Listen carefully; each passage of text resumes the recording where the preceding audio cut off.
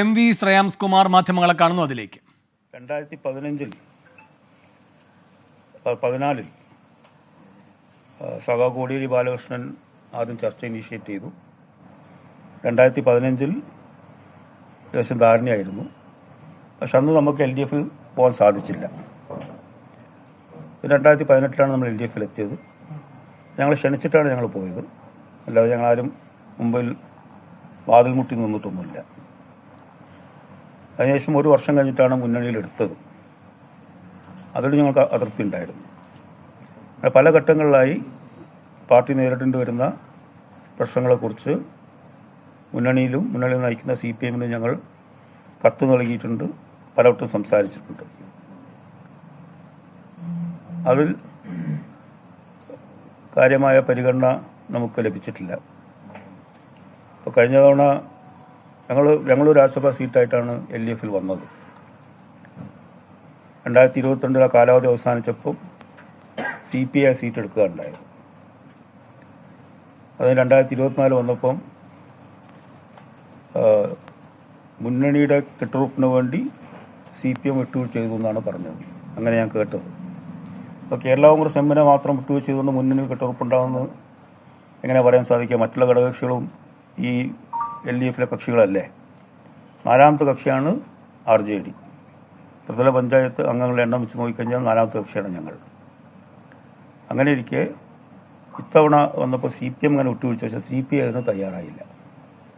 ഞങ്ങളുടെ സീറ്റാണ് 2022 CPI എടുത്തത്. 2024 ആ സീറ്റ് ഞങ്ങൾക്ക് തരേണ്ട മാന്യത അവർ കാണിക്കണമായിരുന്നു.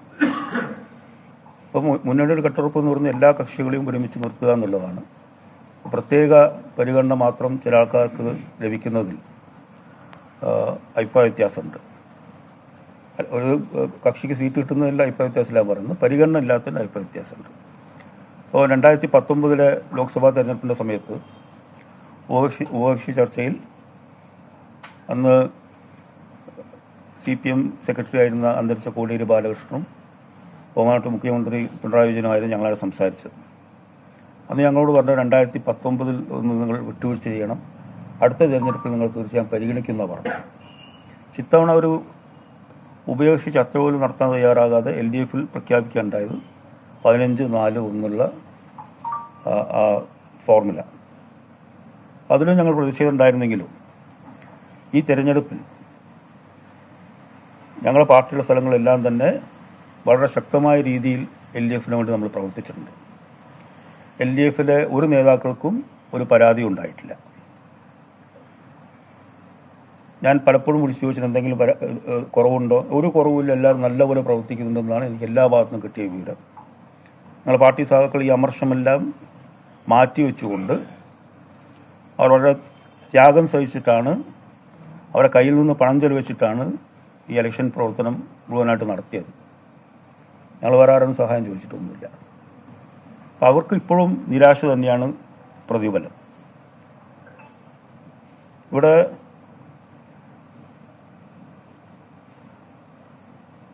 കേരളത്തിൽ LDFിനോടൊപ്പവും കേന്ദ്രത്തിൽ NDA മന്ത്രിയും ഉള്ളൊരു പാർട്ടി LDFിലുണ്ട്. അതിലാർക്കും ഒരു പ്രശ്നവുമില്ല. കാരണം അന്ന് കേന്ദ്രമന്ത്രി കുമാരസ്വാമി സത്യപ്രതിജ്ഞ ചെയ്തു. ഇവിടെ അതേ പാർട്ടിയുടെ അതേ കൊടി തന്നെ ഉപയോഗിക്കുന്നു, അതേ ചിഹ്നം തന്നെ ഉപയോഗിക്കുന്നു, അതേ പേര് തന്നെ ഉപയോഗിക്കുന്നു. അതിലൊന്നും ഇവിടെ ആർക്കും പ്രശ്നമില്ല. ഞാൻ പറഞ്ഞത് ഇവിടുത്തെ JDS NDAയുടെ ഭാഗം എന്നല്ല പറഞ്ഞത്. പക്ഷേ അതിൻ്റെ ടെക്നിക്കലി പറഞ്ഞു കഴിഞ്ഞാൽ അവർ ആ പാർട്ടിയുടെ ഭാഗമാണ്. അവരുടെ നേതാവാണ് കേന്ദ്രത്തിൽ NDA സർക്കാരിൽ മന്ത്രിയായിട്ടുള്ളത്. എന്നിട്ട് പോലും നമ്മൾ തുടക്കം മുതലേ ആവശ്യപ്പെട്ട മന്ത്രിസ്ഥാനം എല്ലാവർക്കും നൽകി. മുന്നണിയിൽ അർഹതപ്പെട്ട ഞങ്ങൾക്ക് മാത്രം പരിഗണിച്ചില്ല. 2.5 വർഷം കഴിയുമ്പം അത് കിട്ടുമെന്നാണ് ഞങ്ങൾ പ്രതീക്ഷിച്ചിരുന്നത്. അതും നടന്നില്ല. എന്തിൻ്റെ പേരിലാണ് നമ്മളെ മാത്രം മാറ്റി നിർത്തുന്നത്? അതിൻ്റെ ആ കാര്യം എന്തുകൊണ്ടാണ് ഞങ്ങൾക്ക് ഇനി മനസ്സിലായിട്ടില്ല. അപ്പോൾ പാർട്ടി അണികളുടെ ഇടയിൽ, പാർട്ടി നേതൃത്വത്തിൽ അതിയായ അസംതൃപ്തിയുണ്ട്. ഇപ്പോൾ JDSന് 70ഓളം സ്ഥാനങ്ങൾ നൽകി, 70-79. ഞങ്ങൾക്കാകെ കിട്ടിയ 6-7 ഇതാണ്. സാധാരണ പാർട്ടി പ്രവർത്തകർക്ക് അവർ പ്രവർത്തിക്കുമ്പോൾ അവർക്ക് റെക്കഗ്നേഷൻ വേണ്ടേ? ത്രിതല പഞ്ചായത്ത് തിരഞ്ഞെടുപ്പിലും വേണ്ട രീതിയിലുള്ള പരിഗണന ഞങ്ങൾക്ക് ലഭിച്ചിട്ടില്ല. എന്നിരുന്നാലും നമ്മൾ വളരെ ശക്തമായ ഇടതുപക്ഷത്തോടൊപ്പം നിന്നുകൊണ്ട് ഞങ്ങൾ പ്രവർത്തിച്ചിട്ടുണ്ട്, ഇനി പ്രവർത്തിക്കുകയും ചെയ്യും. പക്ഷേ ഈ അവഗണന മാറ്റി ഞങ്ങൾക്ക് അനർഹമായ ഒരു കാര്യവും ഞങ്ങൾ ചോദിക്കുന്നില്ല. ഓരോ പാർട്ടികളുടെയും ഗ്രൗണ്ടിലുള്ള റിയാലിറ്റി മനസ്സിലാക്കട്ടെ, അതനുസരിച്ചിട്ടുള്ള അംഗീകാരം ഞങ്ങൾക്ക് നൽകണം. പലതവണ ആവർത്തിച്ചു, പലതവണ കത്ത് നൽകി, 2 തവണ ഉപേക്ഷ ചർച്ച നടത്തി, എന്നിട്ട് പോലും ആ കാര്യത്തിൽ ഒരു പരിഗണനയും നൽകിയിട്ടില്ല. കാരണം സാധാരണ പാർട്ടിക്കാരെ ചോദിക്കുമ്പോൾ പറയാൻ ഞങ്ങൾക്ക് മറുപടിയില്ല.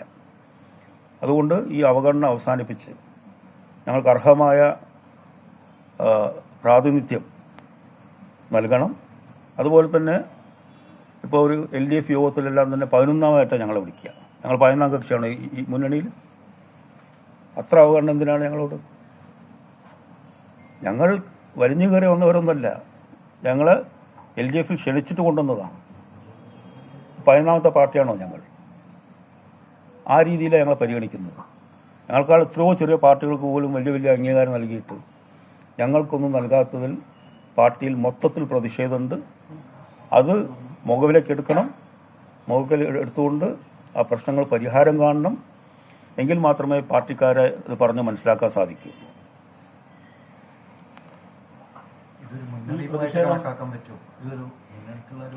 മുന്നറിയിപ്പല്ല, ഞങ്ങളുടെ കാര്യങ്ങൾ ഞങ്ങൾ തുറന്ന് പറയുന്നതാണ്.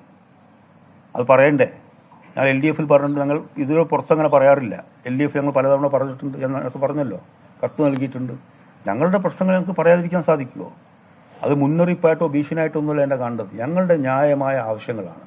അത് ന്യായമാണ് എന്നുണ്ടെങ്കിൽ പരിഹരിക്കണം. അത്രേ ഉള്ളൂ. ഈ ഏറ്റവും ഒടുവിലത്തെ LDF യോഗത്തിൽ ഇതിന്റെ ഭാഗമായിട്ടാണോ അങ്ങ് വിട്ടുനിന്നത്? ഞാൻ വിട്ടുനിന്നിട്ടില്ല. എനിക്ക് അന്ന് പോകാൻ പറ്റാത്തതുകൊണ്ടാണ്. ഞാൻ 2-3 യോഗങ്ങൾ പങ്കെടുത്തില്ല. മറ്റേ ഞാൻ തന്നെ പങ്കെടുക്കാറുണ്ട്. ചിലപ്പോൾ പെട്ടെന്നാണ് അറിയിക്കുക. കോഴിക്കോട് നടത്തണം, നേരത്തെ നിശ്ചയിച്ച പരിപാടികളുണ്ടാവും. അപ്പോൾ പെട്ടെന്ന് അറിയിച്ചു കഴിഞ്ഞാൽ ചിലപ്പോൾ പോകാൻ പ്രയാസമായിരിക്കും. അതുകൊണ്ടാണ്. അങ്ങനെ പ്രതിഷേധം ഞങ്ങൾ LDF പങ്കെടുക്കില്ലല്ലോ. പ്രതിഷേധമുണ്ട്. പക്ഷെ ആ പ്രതിഷേധം നമ്മൾ മുന്നണിക്കുള്ളതാണല്ലോ ഉള്ളതാക്കുക.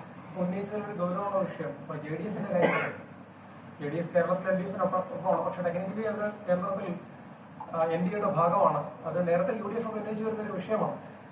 എന്നിട്ടും മുന്നണിക്ക് മറ്റു പ്രശ്നങ്ങളൊന്നും കാണുന്നില്ല എന്നാണ് താങ്കൾ പറഞ്ഞത്. അതിന്റെ അർത്ഥം എന്താണ്? ഈ ഇത്തരത്തിലുള്ള ഒരു പൊളിറ്റിക്കൽ വാല്യൂസോ അല്ലെങ്കിൽ അതിന്റെ ഒരു ധാർമ്മികതയോ ഒന്നും തന്നെ മുന്നണി നേതൃത്വം പരിഗണിക്കുന്നില്ലെന്നാണോ? എല്ലാവരെയും ഒരേ തരത്തിൽ പരിഗണിക്കുന്നതെന്നാണ്. എന്താണ് മനസ്സിലാക്കേണ്ടത്? എന്താ വെച്ച് കഴിഞ്ഞാൽ അവർക്ക് പോലും ഈ പരിഗണന നൽകുമ്പോൾ, അതായത് ഇപ്പം ഈ കഴിഞ്ഞ തെരഞ്ഞെടുപ്പിൽ പല സ്ഥലങ്ങളിലും JDSന്റെ കൊടി ഉപയോഗിച്ചില്ലേ?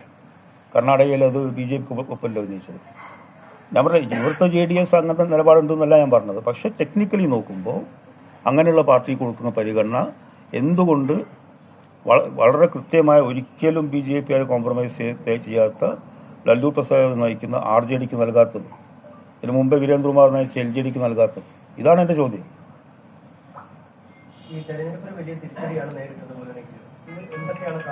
ആ കാരണങ്ങൾ ഞാൻ വിശദീകരിച്ചാണല്ലോ സമയത്ത്. തെരഞ്ഞെടുപ്പ് കഴിഞ്ഞ് വോട്ടെണ്ണൽ കഴിഞ്ഞ് അടുത്ത ദിവസം ഞാൻ ആ കാര്യങ്ങൾ പറഞ്ഞതാണ്. അതിൽ ആവർത്തിക്കേണ്ട ഒരു കാര്യമില്ല. അപ്പം അല്ല, ഘടകകക്ഷി ഞാൻ പറയാം, ഞങ്ങളുടെ പാർട്ടി ഒറ്റക്കെട്ടായി മുന്നണിയുടെ വിജയത്തിന് വേണ്ടി പ്രവർത്തിച്ചിട്ടുണ്ട്. അതാണ് ഞാൻ പറഞ്ഞത്. ഒരു സ്ഥലത്തു നിന്ന് പോലും ആക്ഷേപം. ഞാനിപ്പോൾ കോഴിക്കോട് ജില്ലയിലാണ്. ഞാൻ മോഹൻ മാഷെ വിളിച്ച് ചോദിക്കും, TP രാമകൃഷ്ണനെ വിളിച്ച് ചോദിക്കും, ഇവരെല്ലാം വിളിച്ച് ചോദിക്കുമ്പോൾ ഒരു പ്രശ്നമില്ല. നല്ല രീതിയിൽ നിങ്ങളുടെ പാർട്ടി എടുക്കുന്നത്. എവിടെയെങ്കിലും പരാതി ഉണ്ട് എന്നോട് പറയണം. ഒരു പരാതി പോലും കേരളത്തിൽ ഞങ്ങളുടെ പാർട്ടിയുടെ ഭാഗങ്ങളിൽ നിന്ന് ഒരാളും ഉന്നയിച്ചില്ല. അതിൻ്റെ അർത്ഥം പൂർണ്ണമായും ഞങ്ങൾ ഈ തെരഞ്ഞെടുപ്പിൽ പൂർണ്ണമായും ഞങ്ങൾ പ്രവർത്തിച്ചു, വോട്ട് ചെയ്തു എന്നുള്ളത് തന്നെയാണ്. ഈ ഇടയ്ക്ക് RJD എല്ലാ സ്ഥാനങ്ങളും തെരഞ്ഞെടുക്കപ്പെട്ട, അതായത് സർക്കാർ തന്ന സ്ഥാനങ്ങൾ രാജിവെക്കാൻ വേണ്ടി പോകുന്നു എന്നൊരു കത്ത് നൽകി. അതിനെ തുടർന്ന് ഒരു ഉഭയകക്ഷി ചർച്ച നടന്നിരുന്നല്ലോ. അങ്ങ് മുഖ്യമന്ത്രിയും LDF കൺവീനറുമായിട്ടുള്ള ചർച്ച. അതിനുശേഷം അന്ന് തീരുമാനിച്ച ഒന്നും പിന്നെ നടപ്പിലായില്ല. അതിലൊരു ടെക്നിക്കൽ പ്രശ്നം ഉണ്ടായിരുന്നെന്ന് വെച്ചാൽ അപ്പോഴാണ് ഇലക്ഷൻ ഡിക്ലെയർ ചെയ്തത്. ഇലക്ഷൻ ഡിക്ലെയർ ചെയ്യാൻ സാധാരണ ഇതിലൊന്നും ചെയ്യാൻ പറ്റില്ല. അപ്പോൾ ഞാൻ പാർട്ടിക്കാരോട് ഞാൻ പറഞ്ഞു, ഇലക്ഷൻ പ്രഖ്യാപിച്ചു കഴിഞ്ഞു. ഇലക്ഷൻ കഴിഞ്ഞിട്ടാണ് ഒരു പൊളിറ്റിക്സ് ഒരു പ്രോസസ്സല്ലേ, ഇൻസ്റ്റൻ്റ് ആയിട്ട് അങ്ങനെ ഇതാക്കണമെന്നില്ലല്ലോ. ഞങ്ങൾ ന്യായമായ കാര്യങ്ങളെ പറയുള്ളൂ. അതുകൊണ്ട് ഇലക്ഷൻ വരെ ഞങ്ങൾ കാത്തുനിന്നു. ഇനി അങ്ങോട്ട് ഞങ്ങൾ പറഞ്ഞ കാര്യങ്ങൾ പരിഗണിക്കണം. ഈ മുന്നണിക്ക് അവഗണന തുടർക്കഥയാകുകയാണ്. അപ്പോൾ നേരത്തെ UDFൽ ഉണ്ടാകുമ്പോൾ പരിഗണന കിട്ടിയിരുന്ന UDFൽ പരിഗണന കിട്ടിയിരുന്നില്ല എന്ന് ഞാൻ പറയുന്നില്ല. LDFലും അർഹമായ പരിഗണന ലഭിക്കുന്നില്ല എന്നുള്ളതാണ് ഞാൻ പറഞ്ഞത്.